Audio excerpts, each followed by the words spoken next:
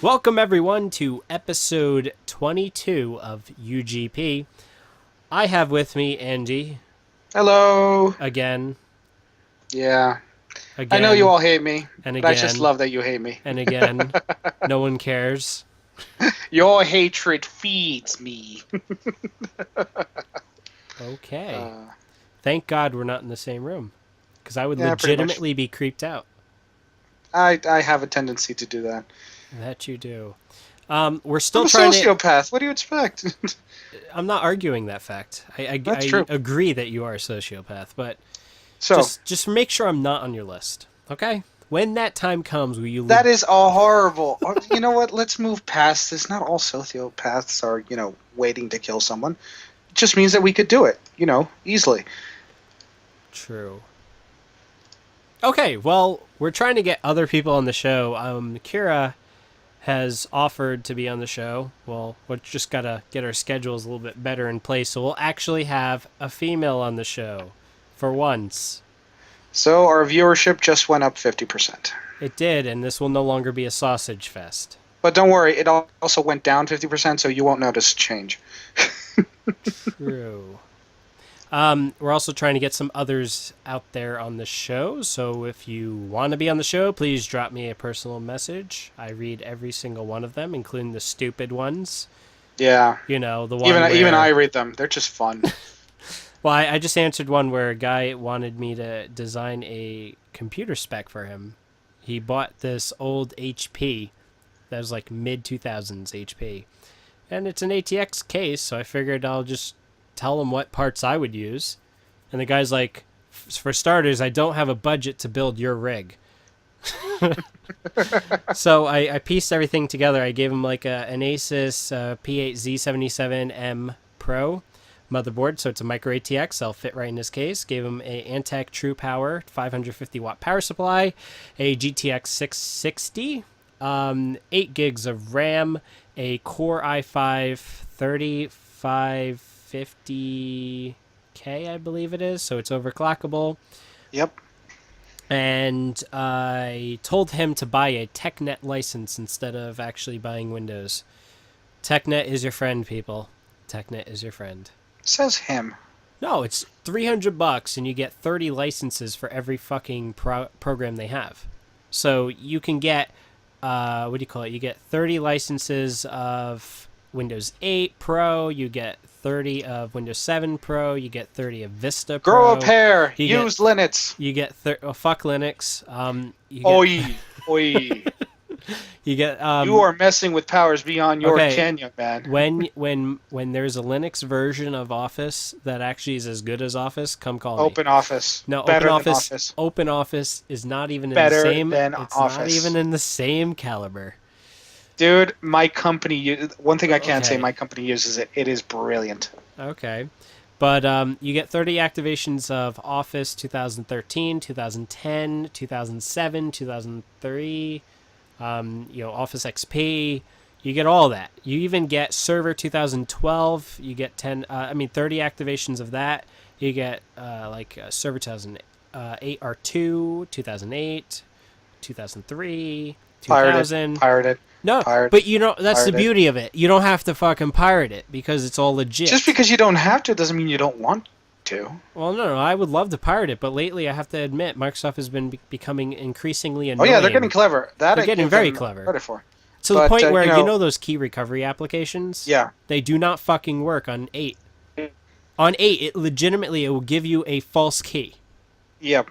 That's bullshit. There's actually a reason for that, but I'm not going to get into it because it's a half-hour discussion about it. I know. Well, I know that they We'll embed talk the about it key. later. They We embed the could do key an into the episode on BIOS. just that. However, when for my part of my job when I'm help desk, I Yep. just, when I want to reinstall a computer, it's nice to be able to get your fucking key, but they make that difficult. So now I know we can go on and on and on and make this a tech podcast, which I would love to. I'd love to say, you know what, fuck UGP. Let's just turn this into a tech podcast. No. Fuck Unfortunately, the UGP. gaming plebeians need. They need their daily dose of Nintendo, which is what we're Weekly going to dose start of off Nintendo. with. You like my Oh transition? yes, it is. It is just beautiful irony. Well, Beautiful. well, let's just say this. For those who love Nintendo, please just shut this podcast off because you're not going to like our first three topics. Nope. And the worst thing is, we're getting it directly from Nintendo. Oh, yes. So, Andy, would you like to start off with Directly number... from the delicious Yes. pipeline that. Just to please Andy, we'll Well, start let's off first start off with the topic number least 3. horrible one. No, let's just start off with number 3. Oh my God! You just No, you let's you just just do it. don't like your okay. Just do it. Nintendo apologizing for lack of Wii U titles. Now, for you listeners that have been following us for the past few episodes, I've been the guy with the beef against Nintendo for their hatred of any third-party developer, and I've been pointing out consistently that that is the reason why the Wii, even though it did sell well, and the Wii U, which to some is still saying it's a superior console than many others, or whatever have you, is still not going to be a dominant force in the market. My contention was, if you don't provide third-party support before you release the freaking system, you're not going to be in the game. You're going to be sitting at the kiddies table no matter how good of a device you have. And you know what? I got hatred. I got blackmail. Not blackmail. I got hate mail. I even got a couple of death threats in my first episodes, which I was kind of, proud of. But that's beyond the point now. Here, directly from the horse's mouth, Nintendo is apologizing directly for the lack of Wii U titles in the entire first quarter, which was supposed to be Nintendo's since they have nothing to verse them. Okay, here's the quote. This is directly from Iwata's mouth.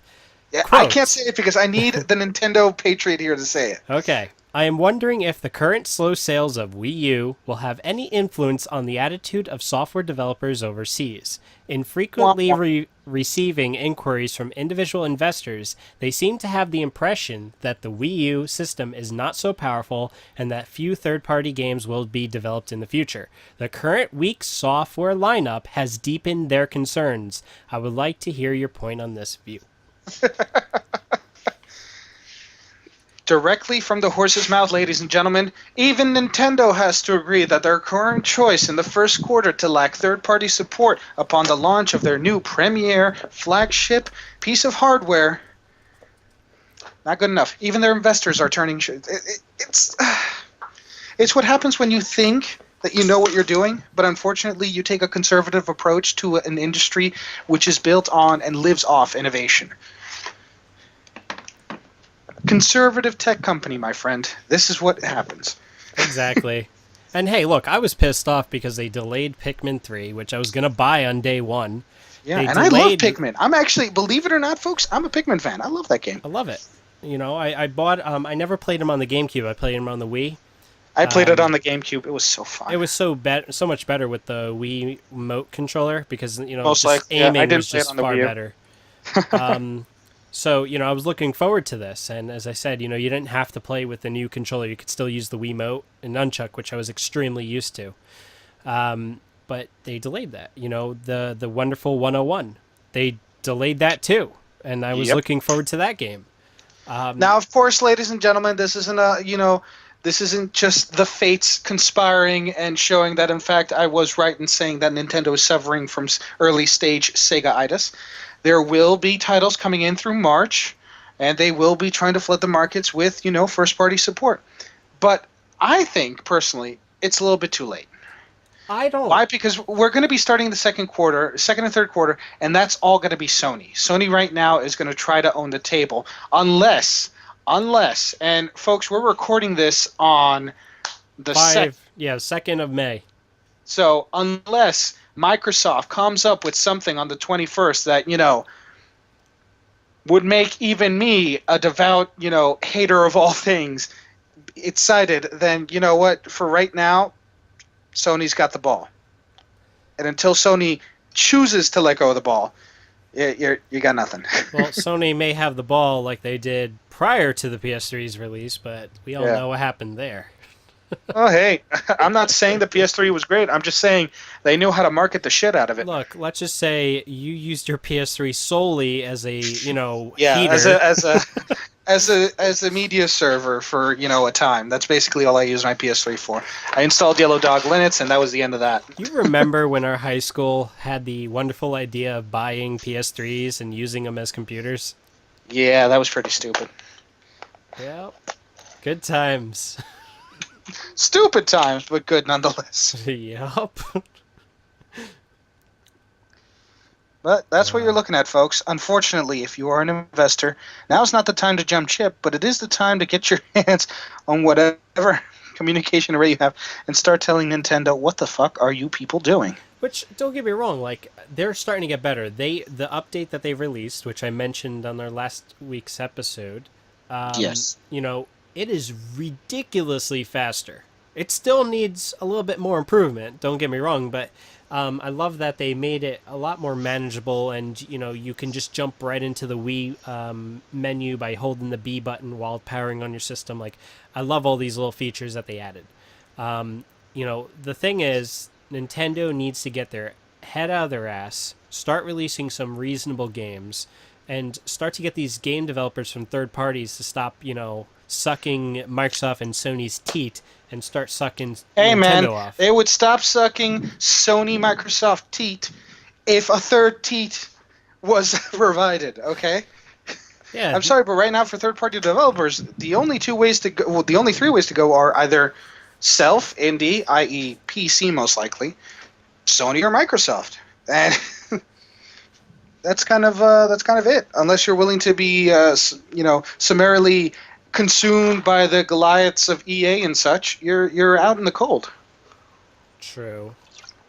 See, the thing is what's saving things like Microsoft and Sony against Nintendo is they provide an outlet for indie developers, just like PC has over the years, like XBLA or the Sony Greenlight Initiative. Mm-hmm. See, why hasn't Nintendo done that? They have though. Why does No, they actually licensed Unity for the Wii U, so that way a third-party developer or an indie doesn't have to pay that license fee. That's brilliant. Now, wait a minute. Did they provide them with, I don't know, third-party support before the actual thing was shipped out? No. Womp womp. Once again, it's one of the few occurrences where I don't mean to be an asshole, but in this scenario, there's not very much I can do similar, with and this. this is how you can tell we're not fanboys. It's the same as Microsoft with the Windows Phone 8. I love Yeah. Windows Phone 8. I really do. I'm so about it. But Windows Phone 8, the problem that they had with development is that they didn't release the SDK until a week before they released the phones. Yeah, and you expect developers that are going to actually provide you with product to sell your product with a week before? Exactly. Fucking hell, man. And that's the thing. Look at like Apple. As much as, you, Andy, are an Apple hater. I'm not a hater. I despise them. Okay, you despise them, but at least they give. Oh, they were smart. They give the entire summer for the developers. Like let's say iOS 7. They're going to announce iOS 7, at this upcoming WWDC, and from that point on until October when they release the software, the developers have all that time to take advantage of new APIs, to take advantage of. For God's sakes, look what they do. Look what they did with the original version of iTunes. iTunes. Unfortunately, a lot of people that I talk to still use it. Don't know why. I think it's shit. Hey, they still use it. And you know why they still use it? Because on day one, you had the largest single collection of legally available music downloading software on the planet. Day one. Yep. Was it buggy? Was it shitty? Is Yeah. it DRM full? Is it the worst thing to ever? Yeah, it's all of those. But it was also fully fucking stock day one. It's like opening up a bar and expecting people to come in and buy drinks, but you're only serving amaretto. Now, don't get me wrong. I am a man of amaretto. I love myself an amaretto. A nice, a simple glass. One cubed ice. It's got to be pure ice. You got to boil the water first before you put it in. It's got to be the right shape, and you got to drop it from just the right distance. So you get a nice bit of chip, but you don't crack the ice. That way it stays solid and it doesn't water down the amaretto. Pour it over the ice. You got yourself a nice evening drink. But you know what? You can only do that so much before you get sick and tired of amaretto. And you want You a are little supposed bit of to open- variety. You got to open with variety, and unfortunately, Nintendo thinks that the variety, quote unquote, that they provide is 3 games at launch. Or wait, I'm sorry. I need to be quoted correctly. How many games did the Wii U have at launch? I don't remember. I think We're it going to was. need to get those I numbers. think it was 7 or more. I mean, if you're talking about first party, what was it? It was First Nintendo party. Land. You had New Super Mario Brothers, Wii or U, whatever the fuck. I could have sworn there was another few, but obviously I didn't care about it because I don't even know what Obviously, the it was fuck it very is. memorable, of course. But See, hey, we look, love my very first Nintendo. We game love the was stories that Nintendo give us. We love the characters that Nintendo provides us because they've licensed things that have been part of our childhood. They're using the Disney method of, the Disney that method of actually selling is childhood true. Yeah. memories. But it's just, it's only so long before we get tired of our own memories. Well, look, I've been playing Call of Duty on my Wii U. I have no words for you. I know. I know you don't I'm consider Call of sorry. Duty a good shooter, but I myself enjoy the occasional arcade No, whether shooter. it's good or not, that depends on the player. I believe all forms of media are an art form, and you know what? That's an art form because people still talk about it. It leaves a resonance. But I don't know. It just feels so rinse repeat ish. I don't know if you It get what is. I'm not going to say it's not, but Don't get me wrong. I played I enjoy the the shit first out of version of it. Call of Duty that was back when it was consistently all World War II, and then the first version of it that was Modern Warfare. Yeah. That was Well, epic. just look. I mean, I guess the argument everyone always says is, oh, Battlefield is better and all that. But look, for me, it's I get enjoyment out of just pissing people off. Pulling off nice headshots here and there, and none of that quick scoping It's bullshit. games. It's But yeah, supposed to I be just like enjoyment. to have If it makes you fun. happy, good for Yes, you. it makes me I'm just happy. saying from an observer standpoint, it's gotten to the point like we had back in mid to late 2000s where every single shooter was a World War II shooter. You Yeah. remember that? Yes. Now everything is futuristic, where you have No, RC not even cars of future. death. Everything is gritty, modern / futuristic shooters. Yes. I mean, I get it. We've done the entire spectrum, and sci-fi is pretty much where we're left with. And I'm not saying it's bad. I'm just saying that They need to there come up comes with a a point. western. We tried that for a small spell. It didn't really take off. We gotta try again. No. When it comes to something like that, you know what? I like it. When people stick to something and they agree that something like sci-fi is the only way to go, since it allows for the expansion of the imagination of the creators and the ability to basically break any rule of storytelling, yada yada yada, blah blah blah blah blah. It's got I get it. lasers. Exactly. But there comes a point where originality and the perversion of originality kind of have to, I don't know. There's this weird equilibrium that we always reach whenever we try to do something and then people copy it and try to make money off it, et cetera, et cetera. We've gotten to the point where the idea isn't about making it shiny. It's about making it memorable. The idea isn't about making it big. It's about making it, hit deep.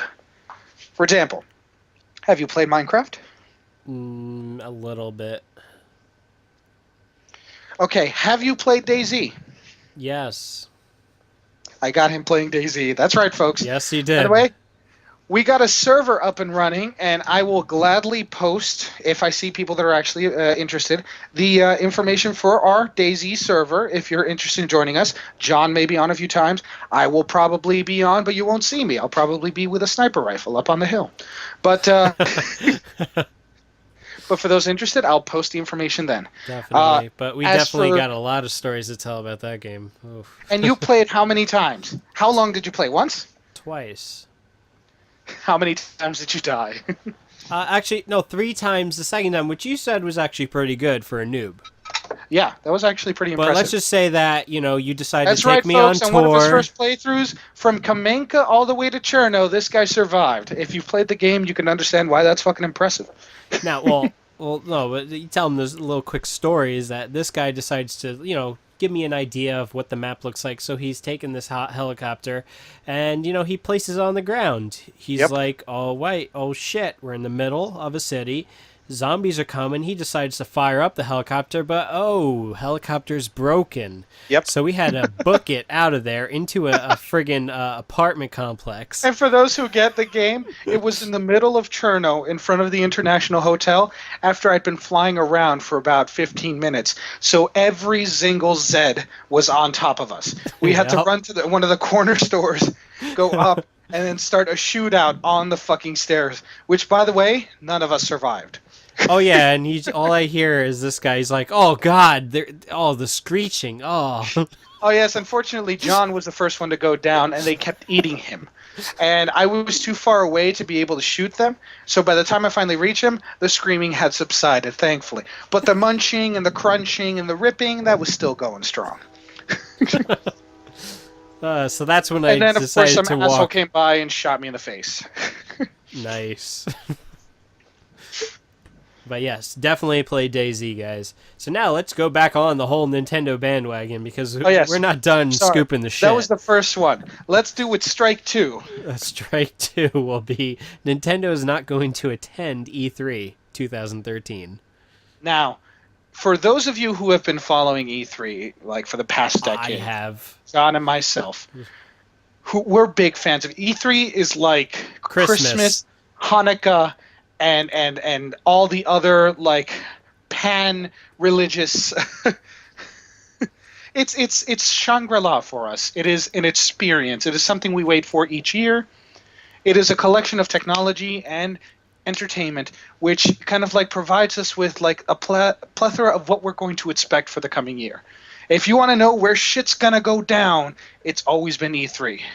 Now, a few years ago, many of you will remember that E3 was then sectionalized one year, where it was no longer taking place in a single expo center, but was taking place in multiple different, separate, distant venues. I think this was 08 or 09. I have no idea. I don't remember that. Yeah, well, for a couple of years, it was bad. And I mean, like, bad. And of course, when E3 doesn't do good, expectation falls, and the market doesn't do good when it comes to media. And you can all remember, between 2008 and 2010, not exactly the best years for gaming. Oh, by the way, I don't want to make a commercial, but I have to. Okay. For those of you out there that are of drinking age, I must suggest that you become gentlemen and join me in a drink of Hendrick's Gin. Now, Hendrick's Gin is not like other gin. This is a gin that has been distilled with cucumber and the essence of rose petals. Now, if you want a gin that will teach you how to drink gin, that's Hendrick's. You can usually pick it up at a local liquor store. It's a very specialized small batch gin, so most likely in many of your venues you won't find it. If you do not find it, I suggest you go online to Hendrick's, that's HENDRICK.com. No, I'm not getting paid. I wish I was. I wish I was paid in bottles of this shit. Oh. It smells like glory and sex. But like, clean medical sets, if that makes any sense. And that's your liquor for today. Anyway. Okay. Now, Nintendo not attending yeah. E3, that's... Let's get back onto that topic because it's actually pretty serious. It's a move that's actually being done not only by Nintendo, but the bad mouths are also saying that Sony, being the one who showed its controller and tried to quote-unquote unleash the awesome of its upcoming PlayStation system ahead of E3. And now we see, the Xbox Infinity being, unveiled, a clear couple of months before E3? Yeah. It's bad. Nintendo has been the hallmark. The Nintendo venue is always something that everyone looks forward to because they always open up E3. Well, no. Nintendo didn't open up last year. Oh, no, last year doesn't count. No, last year they did the Direct the day before Microsoft and Sony's announcement. The year before that, they didn't open up either. They were the last one. The year I thought before they were the ones that, who opened up, and Sony was the last one. No. Then why am I remembering that Nintendo usually opens up? That's because you have very poor memory. That would hurt if I cared. But Okay. okay, either way, Nintendo is a linchpin. It's one of the triumvirates. The new triumvirates of anything that happens when it comes to gaming culture. These are the corporations that make their money off of creating the culture that we love to obsess about. Yep, the ones where my system is better than your system. My game is better than your game. My experience is better than your experience. My dick is bigger than yours. It all comes from here. And we're Yep. starting to see the giants step away. That's noteworthy. But you know, I think that it's a smart move if they're like hemorrhaging money, which they are. Um, I think it's a smart idea where it's cheaper for them to just produce a show at their own headquarters and stream it online than it is to actually rent out space, get a bunch of corporate sucking, money fuckers that just want to go and get free shit to go to their Take that and reverse it. conferences. But yeah. Yeah, I Okay. totally agree. No, it makes sense from a business standpoint, but the thing that made E3 special was that it didn't have to make sense. E3 was an event. It was like Burning Man. Have you ever been to Burning Man? I definitely suggest it. No, I haven't. Only do it once, though. Okay, will do. But it's kind of like just a giant congregation, a melting pot that takes place where you can experience and learn about everything that's happening all at once if you're willing to spend the hours and hours and hours of going through it all. But that's the thing, it's all there. It's all ready. People are there to make a fucking statement. They're there to get attention. And so naturally, if you find something interesting, that is the first place you're going to go to get as much information as they're willing to give you. Hmm. Before E3, we'll release this, we'll release that. Maybe we'll say this in a press conference, maybe we won't. At E3, if we want to tell you something or you want to know something, we are here, we are your bitches, ask us. I would It's never consider myself someone else's bitch, but you're not the one who's the bitch. They are your bitch.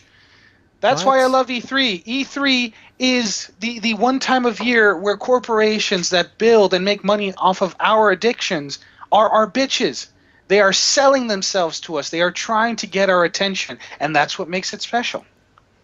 Okay. Not from the perverted sense of idealism or of supremacy, but the sense that you get to see everything in the best light. Everyone is there to try to sell you something. Everyone is there to try to get your attention.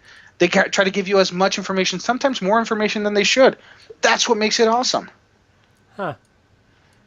Whether it's the coverage, whether it's the live feeds, whether it's the questionnaires, whether it's the events, whether it's the parties, it's all there just to get you riled up and say, hey, look at this. This is shiny. You should buy this shit.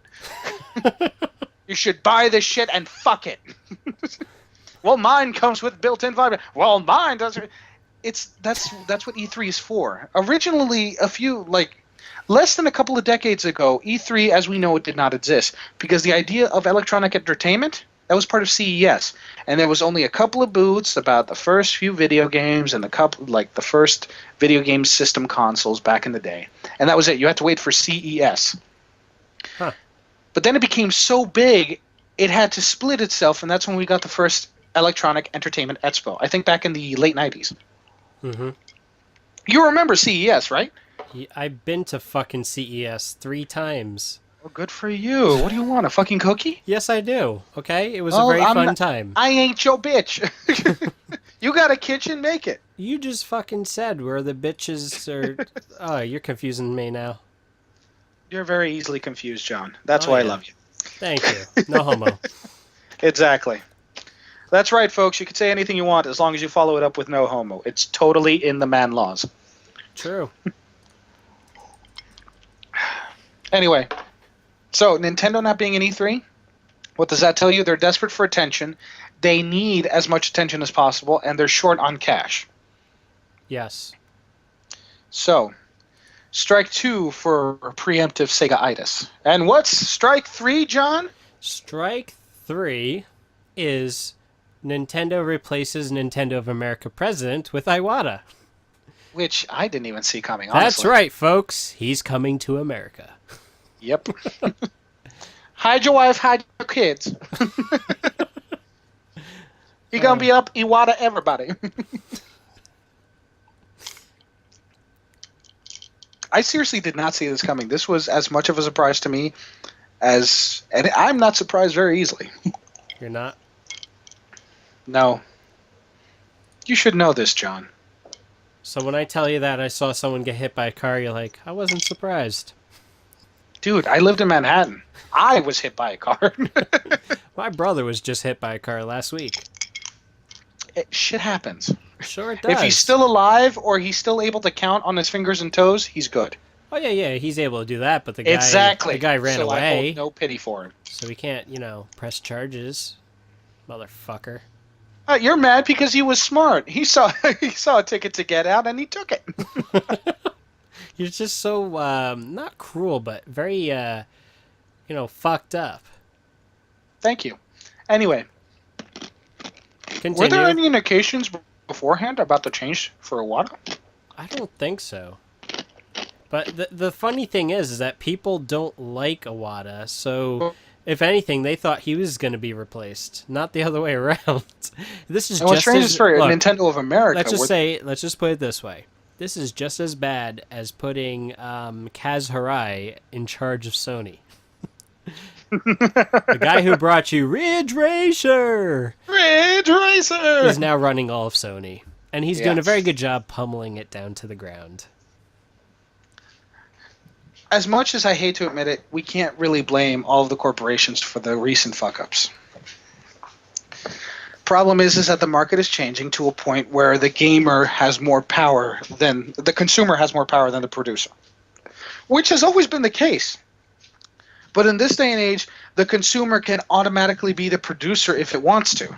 Huh. A consumer can turn into an indie title and make its own money and not have to go through the producer. We're prosumers, or producer consumers. I don't know. It's hard to make the point. It's a very weird, semi-post-singularity mindset when it comes to it.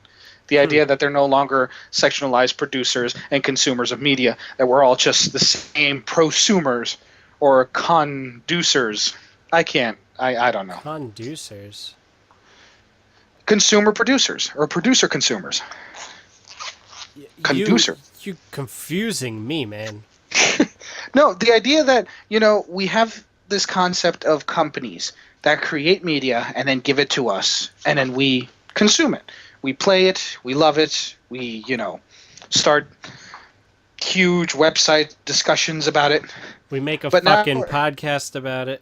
We make fucking podcasts about it.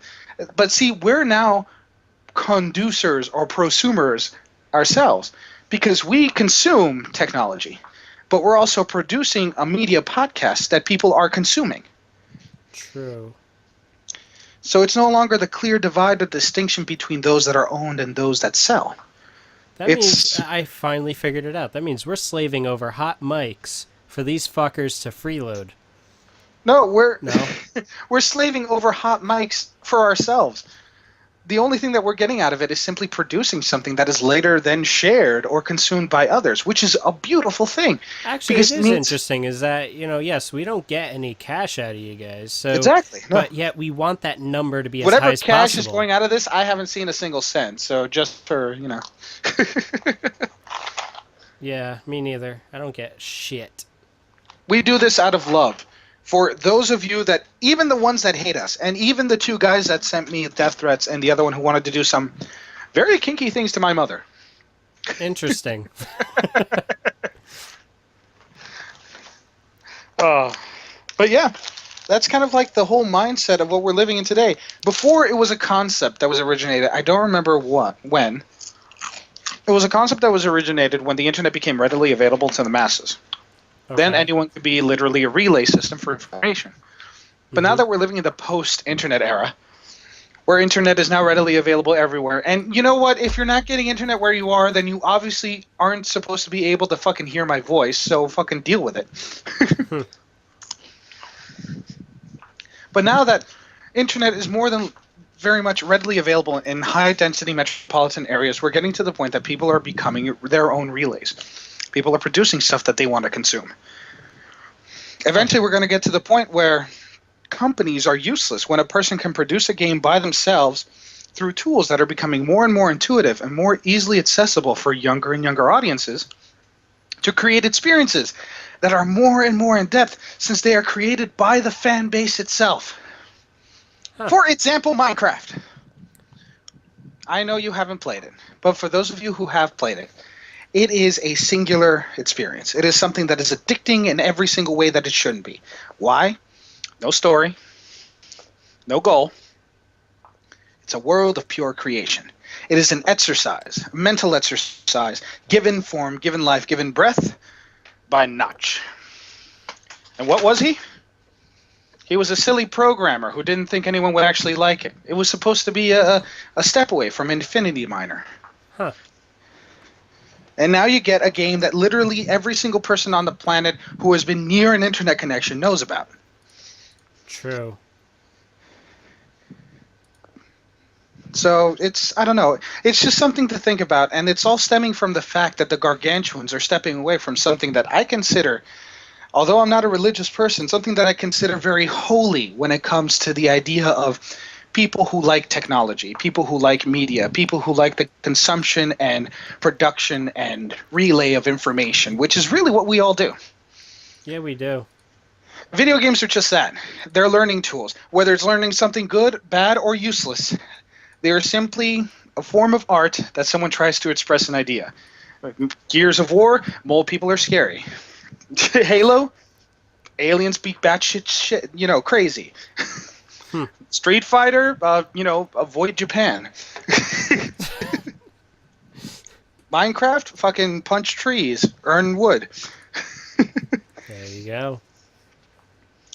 And see, it all draws back to this. This is a pivotal event because if this is going to be consistently happening, it means that corporations are losing their grasp on the idea of what is the mass consciousness, the zeitgeist of the digital eras. And I say eras because, well, let's face it. Now we live in an age where everything is changing far faster than even we can conceive.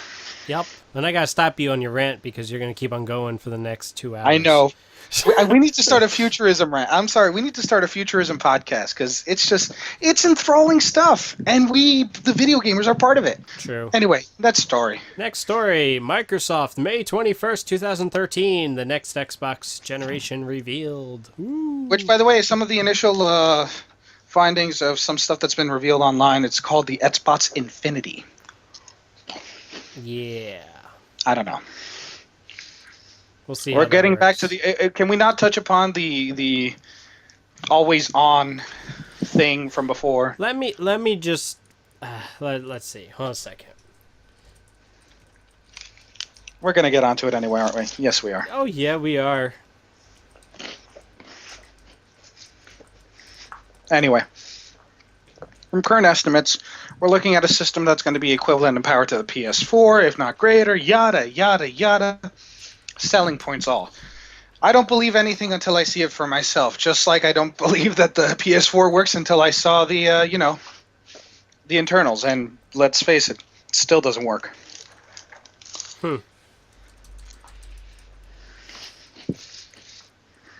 I'm trying to find this. There's this fucking awesome thing. Hold on a second. Wait for it, children. Well, you keep talking. Oh, now you want me to keep talking. I think I found it. Hallelujah. Let's see. Hold on. I think. Praise the Lord and slap the baby. I think. Hold on. Hold. Chill. Good boy. Remember what we learned from Nintendo. Don't shake the baby. What? You ever saw that Cooking Mama offshoot of, Baby Mama or something like that, where it's the same Cooking Mama thing, but you're taking care of, what is it, a prosthetic you put over the Wii remote and take care of the baby? It's real. It's out there. There's a thing that if you shake it too hard, it says, no, don't shake the baby. Let's see. We're still waiting on John.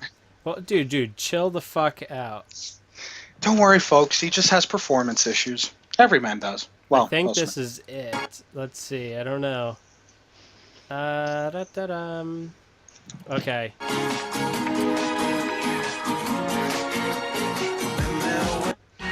Well, when it comes to performance issues, we'll have to leave it to Jack's mate to Here we decide. go. I got it. There we go. We're going to get to the point where you'll hear it. Welcome to the Avalon in Hollywood, California. I'm Elijah Wood, and MTV is here to bring you an exclusive look at the new Xbox, a console that's about to change digital entertainment forever. Tonight we will learn tricks from pro gamers as they take a look inside the studios of Rare in London. Then we're going 4-on-4 showdown style with some of your favorite celebs and gamers in the ultimate celebrity deathmatch. Also tonight, Sway will take us to the Xbox Design Lab in Seattle and visit with the Pimp My Ride guys to get their take on the Xbox. But tonight, the next Xbox isn't the only thing that looks cool, as we have a special performance from the Killers like you've never seen before. First, let's kick it down to MTV2's Jim Shearer for a look at the phenomenon that is the digital revolution. Thank you, Elijah. Big moment in the industry that will literally change the face of entertainment. I literally cannot confess how much I don't care right now. now. We have to see how gaming got I just to this can't. I level. can neither Take a look. confess, nor conceive, nor contrive, nor be able to attest or produce words that would allow me to transport this idea to you, convey. I cannot. By 1980, gaming had become... I just love how Microsoft, like, pimps this shit up. Like, they pump it up just saying how... Let's get the guys from Pimp My Ride. Those Negroes sure know how to make shit interesting. Hey, let's go on MTV. All the kids are watching MTV. The sad thing is they're actually going to have this on Spike TV on May 21st. Yeah, no, I gave up on Spike TV after I saw the first Video Games Award. You saw the Video Game Award show on Spike TV a couple of years ago? That was the that was the end of independent Spike game fueled by Mountain Dew. Here Spike is some died. random hot chick with no brains to tell you who won our next game. That was just sad. And I used to love watching Spike TV for what was it? Extreme Elimination Challenge, MXC. Oh, yes, MXC. Most Extreme Elimination Challenge. Oh, I love this. Dude, that was fucking awesome. And just like the random things they would say, because it was just poorly dubbed shit. Yeah, it was wonderfully dubbed. I like Ooh, the one right in the like, knickers. Yeah, I know. The one is like, I'm not wearing any underwear. And he just dives. Oh, man, I can't remember their names. But yeah. Yeah. Freaking wonderful. Dude, that was awesome times. But yeah, Spike died for me after I saw that. That was just... It wasn't so much it was just a pure, putrid, like, prostitution of the entire The idea. object is to run up the chute and this pass is the several channel for stones men, without but being let's do painfully everything the worst possible eliminated. taste. Indeed, Kenny. And this is Jay Cervenka. He heads up. Memories. And he looks like he hesitates. He looks confused. I'm thinking trouble here, Vic. Oh, I'm thinking hip Vic replacement, Romano. Kenny. Oh! And a host of other implants as we watch him roll downhill. That calls for an MXC impact replay. Right there's where he gets into trouble. Oh, they're going to have to hose that boulder off. Or at least give it a vigorous flossing, you Ken? Yeah. Let's take a look. Here's Kenny earlier this afternoon. I tested the wall first. It's pretty solid. Good thinking, Ken. Wow, looks smart on you. Kenny Blankenship fits good. and Good Vic flexibility. Romano. Let's see how Kenny Blankenship does with the Boulder Dash suit. Ooh, Into the slit. looks like you've got good mobility, Ken. Yeah, it's kind of itchy. I should have washed it first. Oh, you're bogged down there. Yeah, well, I had to kick that guy's ass. He wouldn't let me in. And then he trips me right here.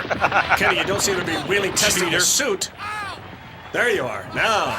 I was screaming for dramatic effect. Well, I was moved by it. And here you are, ready to take on the second boulder. Wow, let's take another look at that, Ken. Here you are, bravely sacrificing yourself to test out this new suit. Yeah, they need more padding in the groinal sac region, though. Right. And here I can see you right now. It looks like you're positioning yourself. You're going to take that boulder head on to test out that helmet. Yes. Ooh. How did it hold up, Ken? Well, the helmet held up great, except I still have stuff dripping out of my ears. Shoved clear up to his hip. That's some good rough play, Ken. Next up. Good times. That, guys and dolls, is Kenny Blankenship and Vic Romano of MXC, Most Extreme Elimination Challenge. Oh, they need to bring that shit back. And Yes. I was honestly like, this is one of those things where, For those of you who remember, don't know what folks- it is, they redub old episodes of Takeshi's Castle, which was like a weird wipeout show from Japan. yes. Yeah. And then, yeah. then we had a sequel, which is known as the shitty thing called Wipeout. Yeah, no, that's Wipeout's jokes are just so horrible. Wipeout's not funny because it has to be on family television. It's on, big network. But MXC was just awesome. MSC was horrible, and it was like, rude and beautiful. Which reminds us of the other show, Don't Laugh. Yes. Oh my God. Okay. There is a comedy show in Japan called Downtown. It's a sadist and a masochist. And that's the basis for their comedy. Now, they get together with a bunch of other comedy groups once a year Holy shit. to do a Batsu challenge, which is one of them loses a bet, and so the others have to do something horrible for like a day or two. And so for the Batsu game challenge, it's things like having to go to a schoolhouse, sleeping over, and they are not allowed to laugh. And for every time they laugh, somebody comes out from the back door and whacks them across the ass with something really hard. Yes, they actually have that. They actually have full episodes. And these are like a couple of hours long because they go throughout the entire freaking day. Like the entire couple of days. And the thing is that everything is set up to make them laugh. So yeah, it's wonderful. And it's a great exercise in Schadenfreude. Yeah.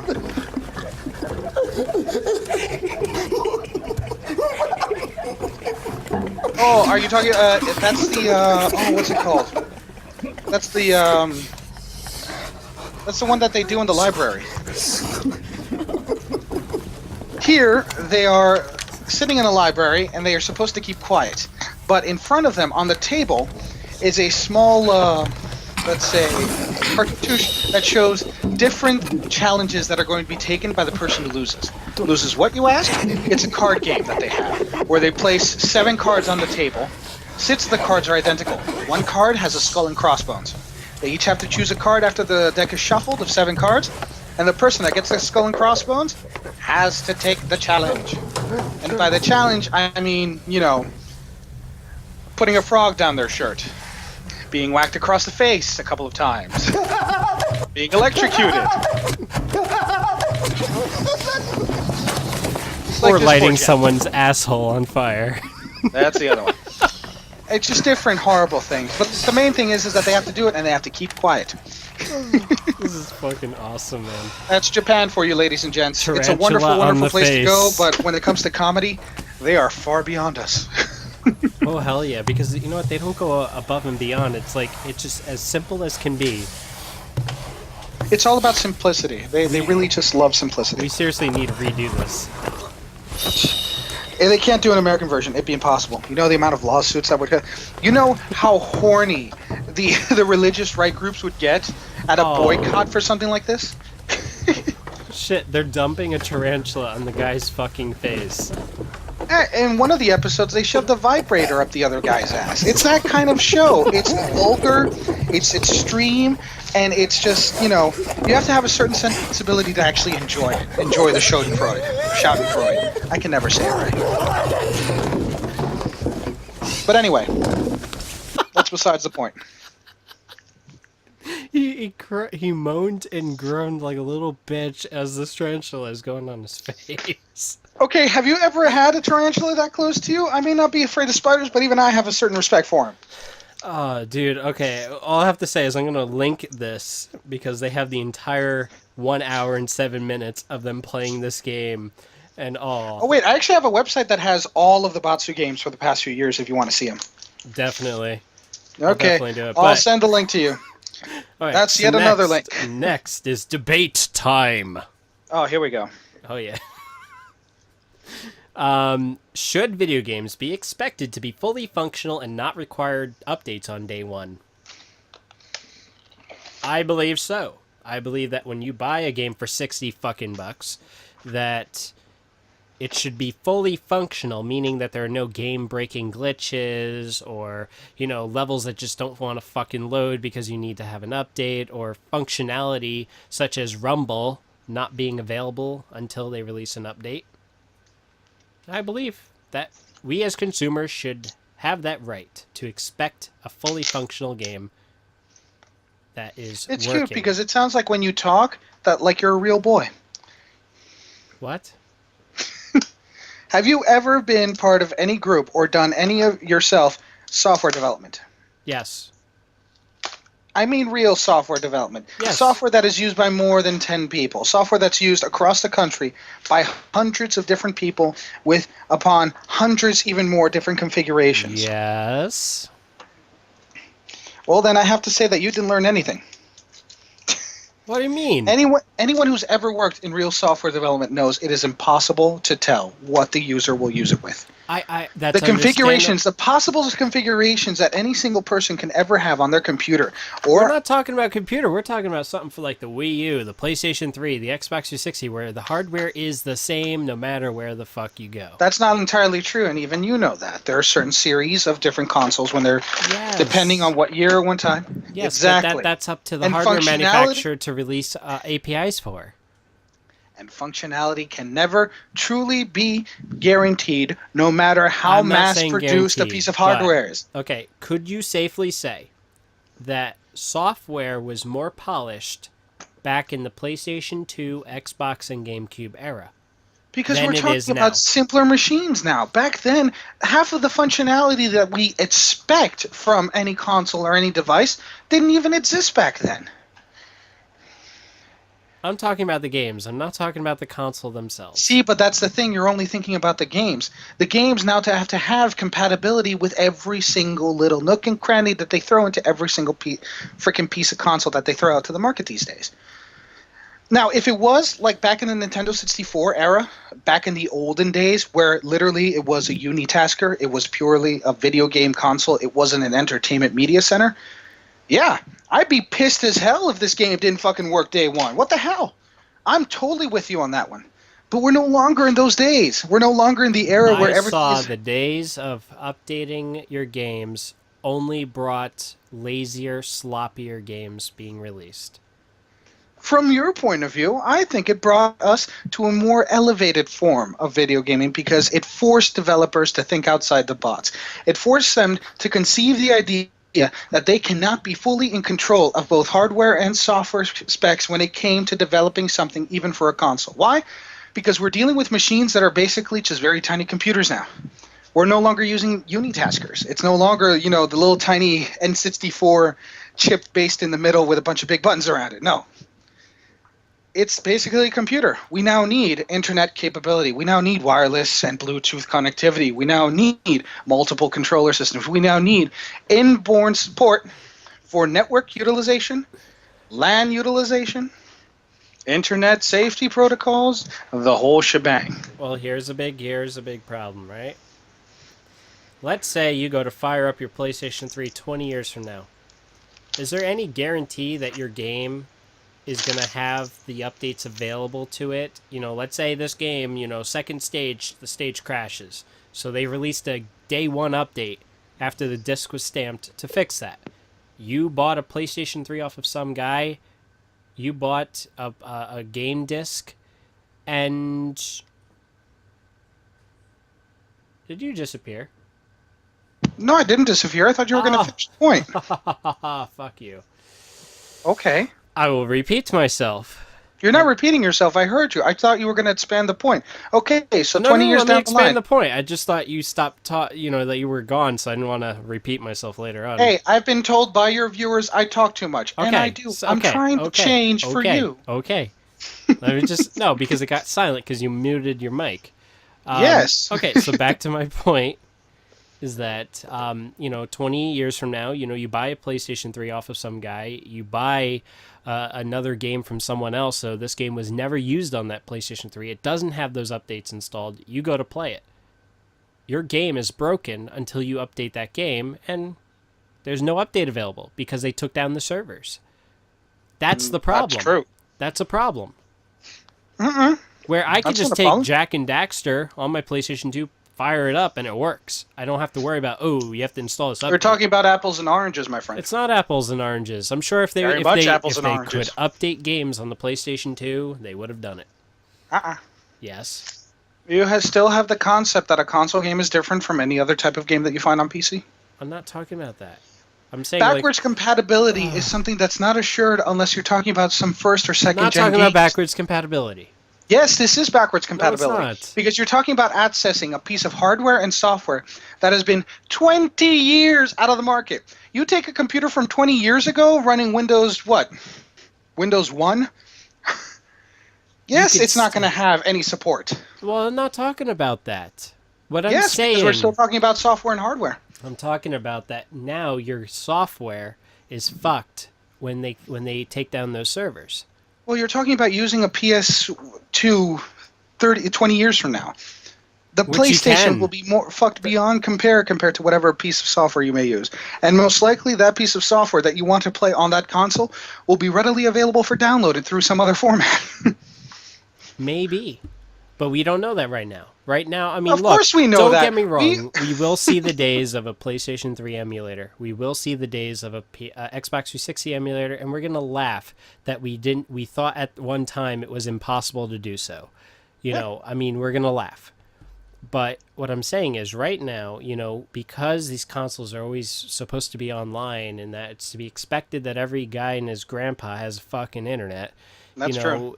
If you release a game that has a game-breaking glitch, you know, people, if they don't have internet or if they don't have the ability to download these updates, they're getting a broken product. Yes, they are.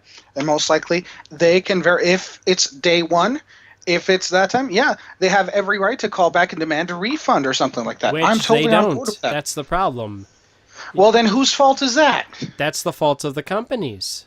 How is that the fault of the company Because that we the have person's too lemon lazy laws. to You get buy up a off their car, own ass and buy- demand their own look. buyer's rights? Well, that's the thing, is that I demand my rights, but unfortunately these companies are greedy motherfuckers, and they don't believe in that.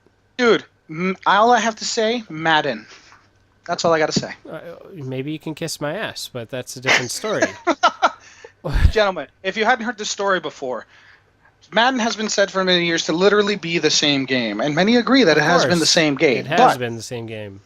Yeah, it has. I I don't know. even like it, but still, I have to agree it's the same game.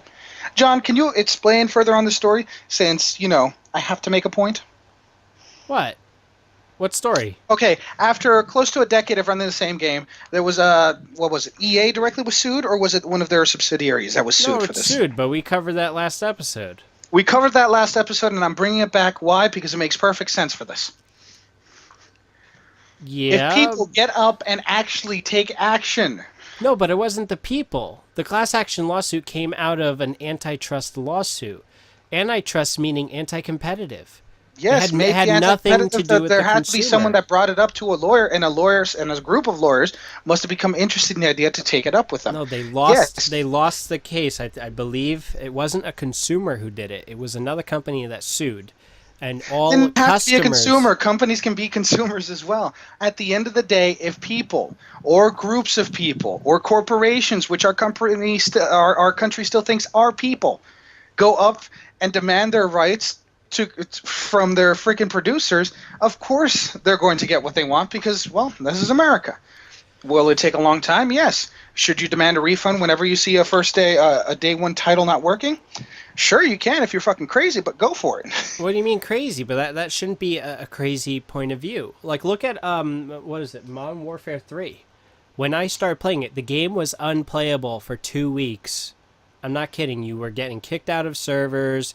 You know, half the shit didn't work. Slow And we're frame talking about rates. software that's being built from the ground up. No, it was Naturally, based there's off going- of an engine that has been used for the like engine is 4 one thing. games. Creating a game out of it is completely All different. I'm saying you is know. that there are problems. You know that from our time when we messed around with Gary's mod and trying Yes, to build our own I know. friggin'. I know. You know, one thing is an engine, and one thing is building an I know. entire game space or What I'm whatever. trying to say even an is you ecosystem. would think that a game that like Modern Warfare 3, that they would have seen these particular problems from the get-go, which they You would think they would did. have seen these problems, but most likely what usually happens is myopic backwards vision. Yes, it's very easy to now say they should have seen this coming. So, just like now, it's very easy to say the people of SimCity should have definitely seen this coming. People that they saw needed more it service. coming. Everyone knew it was a bad idea. They just went ahead with it anyway. At the time, they thought they It's were like making saying, the- well, I know I'm going to get pulled over if I'm doing 100 on the highway, but I'm just going to do it anyway. Yeah. Like, that's what I'm saying. In hindsight, they knew what they were doing. They Yes, knew but they everyone has 2020 hindsight vision. When it I'm comes just down to it, the people saying that are that making at the the time decisions they are. knew. At the time they knew that, this DRM was going to be a problem. No genius or no techie who actually is worth a damn would ever disagree with that statement. Everyone saw it coming. I even said in our podcast before release That's true. that there's gonna be a problem with this. That may be true, but when it came down to it, it wasn't up to you to make the decision. It And wasn't the up people to who me were to make the paid decision, but I ridiculous did make sums the of money to decision. make the decision. I made thought the it wasn't decision true. not to buy the game. There we go. See, now we're getting back to the main point: consumer power. If you think you've been Okay, consumer unjustly power. treated- The people who bought the game were not issued refunds even when they requested it. All they were given was shit games that were old, and they had a choice between them. well, that's up to them. That's as much as a company is willing to do. No, but you know under what? lemon That's- laws, they are entitled to a refund. According to what specified law? See, I agree with consumer power, but even then, there's logical limits of liability. Because when No, you how choose is to it buy logical something, you how give is- away the right to anything that happens to it because you're buying. If they had a giant ass sticker on the case of the Now, box if there that was a says, warranty or something like that, you bet your ass. there is a warranty, but There are no all warranties. this is the problem. Yes, there is. No, unless it's a Read the Nintendo book. game that comes with a Read- Nintendo warranty, yes. Read But the other book. games don't come with warranties. Read the Open book. the bots, my friend. Read the booklet that comes with your game. It says that it's Exactly. a 90-day limited liability warranty. Limited liability. Your limited intelligence. Okay, you can, try to call me stupid in whichever way you want, but I'm still making the correct point. No, so. you're not making the correct point. The correct point is, folks, we gamers are being treated like shit. They word No, every not. little... Yes, they do. No, we are not. Yes, we are. You pay $60 for a half-assed game. Half-assed Obviously, because it's not broken. half-assed if people are willing to put $60. People are willing especially- to put $60 for every fucking Madden. Well, then whose fault is it for the masses to be that stupid? All I'm saying is that other stupid people Ah. are affecting us. Well, too bad. What do you want to do, a culling? I already talked about this years ago, but unfortunately it's considered against the Geneva Treaty. So the Geneva Convention doesn't allow, eugenics. It comes down to that you're angry that the masses are working against your view of how people should No be treated when they're shit. We've been consumers. trying. How many people out there on YouTube have been trying to come up with a gamers union where we collectively agree, hey, fuck It's not this going to game, we're not happen going to buy it. because of Because this. yes, there's too many stupid asshole people. No, it's not even too many stupid. There are more than enough intelligent people who are gamers out there to get this started. But you want to know why it's never going to happen? They're too busy fighting a pointless battle on my console's bigger than yours. No, arrogance. Just like we're having this conversation now, we're having fun. But at the end of the day, we're not getting anything done. People Sure we in are. our We're getting the viewpoint- conversation started. The conversation has been started. Two internet comedy dicks aren't going to get this done. But here's the thing. People like us, we love to argue. We love to make the point. But when it comes to sitting down and creating and starting a movement that might actually start something, that's for a completely different set of people. People that can simply say, yes, you may be right. Let's work with that. Instead of saying, no, you're wrong and this is why. You're One wrong, may and this lead is to why, Andy. There we go. And this is the mindset that will never allow people that like to call themselves gamer to form a union just like any other Okay. But you and I both agree that when a consumer doesn't get what they want, they should be entitled to a refund. I work now on the opposite end for a corporation that develops fucking software. And from having to deal with customers, I can tell you, no. Well, fuck you. I'm sorry. I have seen the other end. I have seen what most likely these larger companies have to deal with on a grand scale. I'm not No. saying I've dealt with customer service. Trust me. I Users agree are with the you. problem. A lot of times, yes. However, when there is a known problem, they have to be responsible. This is true. And I have been responsible. God for only times. knows the calls that Microsoft gets on. I double click this and now my computer keeps shutting off. I agree. Users 99.9% of the time are the problem. Yep. And as a statistician not by trade, by proxy, Do you have to agree that from an economical standpoint, to give a damn about the 0.001% liability cause, no company in the planet is going to give a shit about that, no matter how big or small. True, but we're still getting screwed. Yep. I never disagreed with you about you getting screwed. I just disagreed with you about it being an important point. It is an important point. To us. To consumers that are very, very, very, very specified. To consumers that want a very, very specific level of service. Especially because we think that because we place money on it, we're self-entitled to goddamn, We are, according to certain first laws. world view. It's a very first world view that is shared by everyone who lives in America, and that's, there's not much we could get away from that. America, fuck yeah. Yeah. Doesn't seem to be working out too well for us, isn't it? It's working out perfect. I'm breathing, you're breathing. That's all that matters. This is a different discussion for a different set of people, man. True. So, any other topics you want to bring up? Like, for instance, EA laying off a bunch of people? Oh, yeah, that was fucking epic. I had the letters last week. Unfortunately, I don't have them with me right now, but it seems that a large portion of EA was freaking wiped out. We're talking 10% across the board. And this was last week, if I remember correctly. It was last week. We recorded an episode, but we never released it, so go! Oh, yeah, we just didn't give a damn. No, we gave a damn. We were like what? We started recording at 11 o'clock at night. My dog was being an asshole. Your dog is not an asshole. Your dog is cute and cuddly and innocent, and all it knows is to love. Yeah, annoy the shit out of me while I'm trying to See, record a you're podcast. annoyed. He's happy as hell to be able to see you because you're at work all day. Badoom tish. Perception. Yes, but when you tell your dog to be quiet... You just got quiet, percepted. And when you hit him, you expect him to be quiet. What? No, I don't hit my dog, chill. That's right, folks. Jack hits his dog, and I'm the asshole. No. How's that for perception? Perspective. Viewpoint. Truth. That's just like the type of people that say EA is the worst company on the planet when we're looking at, I don't know, every single fucking major hedge fund who brought not only the United States but every single other country with an economic structure based on us down to their knees back in 2008. Oh, no. Well, I'm talking about, the battle between Bank of America versus EA. Bank of America is more evil, and here's why. They foreclosed the wrong fucking houses. Yep. Over and over and over again. There is a family... But still, EA is still evil. Listen to this. Yes, EA. Ooh, God forbid they sold you the same game every year for $60. But here's what Bank of America's done. There was a family that went on a nice 2-week long vacation. They come back with their house sold to somebody else and their shit sold off in an auction. And all they got for it was our bad. We made a mistake. We were supposed to foreclose the house next to you. Womp womp. That happens a lot. Yep. Horrible, but true. Oh, there was one where a company demolished the wrong house. That sucks. Now, here's the thing with that. The majority of these banks have been foreclosing in the past couple of years.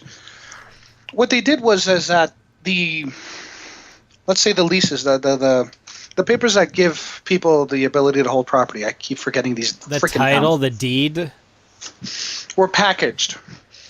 They were set in large packages of deeds and titles that were sold off back and forth, like a really bad game of Monopoly. Thing was, is where that nobody these wins. Were unsigned. They were all unsigned, and when they were moved back and forth, legally speaking, not even the banks owned them. So it got to the point that the bank was accusing people of not paying for something that they already owned and the bank had no power over. And that's when we get into the Hippocratic gray area of banking, where you owe me money for no apparent reason. Yep. Hey, my dead grandfather owes money, and apparently they don't care that he's dead. Yep. But this is besides the point. We've gotten way off topic here. Oh, yeah, but you know what? It's an interesting topic. I wish we were doing other things besides we video should definitely, games. Yeah. We have to Obviously, come up with a nobody would listen to variety it, show. but yeah. No, a variety show. definitely. Where we'll talk about, Don't Laugh. We'll talk about Downtown 2001. We'll talk I have about... it playing in the background. Oh, hell yeah. And we'll, in the middle of conversation, be like, ooh, that must suck. Ooh, I do want to talk about something specific on my end. Oh, you For do? those of you who play Eve, this has been a big week. Dude, you were, jizzing in your pants before we started the show. Oh my god, it's so freaking wonderful. For those of you who were tuning into Eve Fan Fest last weekend, or last week, depending on when and where you're watching this, there's been the reveal when they did a full-fledged demo of Odyssey, which, if you don't know what Eve is, then it's not going to be much to you. But if you played Eve, just imagine every single heads-up display change you've ever wanted, and every single animation and in-world change you've ever wanted, all in one package. On top of which, they've released information during the talks that CCP is in talks with a renowned movie director. I can't remember his name for the life of me, though.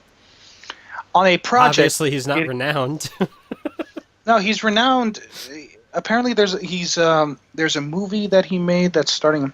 I can't remember his name. I'll most likely post it later, or it'll get yelled at me by somebody else.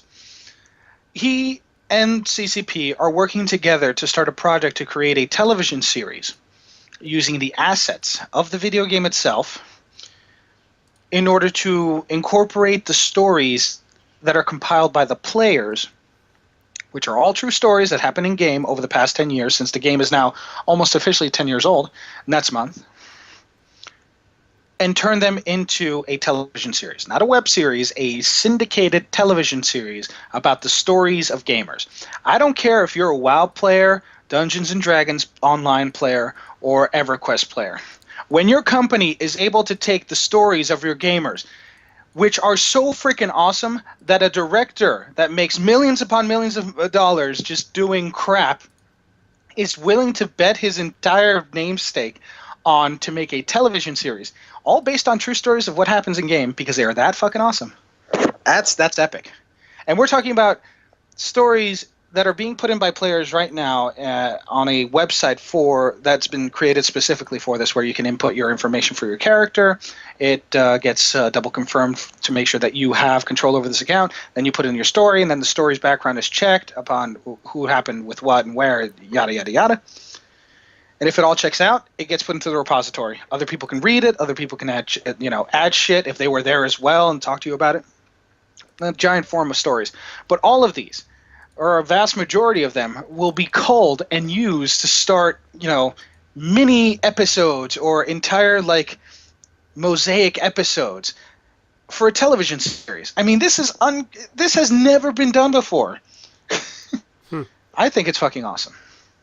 And I can't wait for it. Why? Because CCP is a company that makes a game by gamers for gamers. I mean, have you ever heard of any other company running an MMO that actually has a player-voted, player-based council for what they demand of the game?